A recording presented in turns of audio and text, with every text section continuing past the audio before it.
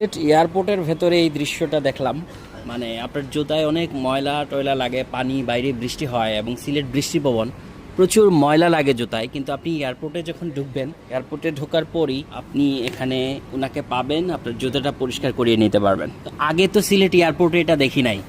কবে থেকে এটা শুরু হলো? 2 বছর।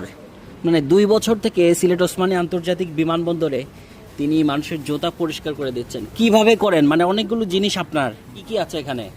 ওয়াশ ক্লিন আছে, কালার ছিল আছে, ব্রাউন কালার ছিল, কালো ব্ল্যাক আছে। আপনার এখানে কি মানুষ জুতা পরিষ্কার করাতে দেয় এসে? কতজন মানুষ পরিষ্কার করায় ডেইলি? ফ্লাইট অনুযায়ী এই যে প্রবেশপথটা রয়েছে এখান থেকে বেরিয়ে একটু দূর সামনে আসলেই হচ্ছে দেখা যাচ্ছে ওনাকে পাবেন। আর এই যে চেয়ার রাখা, মানে এটা সুশাইন চেয়ার না?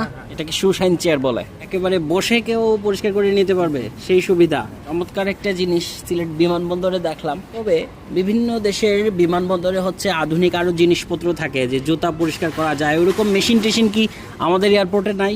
মেশিন ছিল, মেশিনটা নষ্ট হয়ে যাবে। মেশিন অর্ডার দেওয়ার কারণে আপনার জুতা ছিঁড়ে যা, চেন ছিঁড়ে যা, যে জুতা অনেক কাদা নিয়ে আসে, তার জন্য আমি আসি। কেমন পরিষ্কার হলো দেখেন।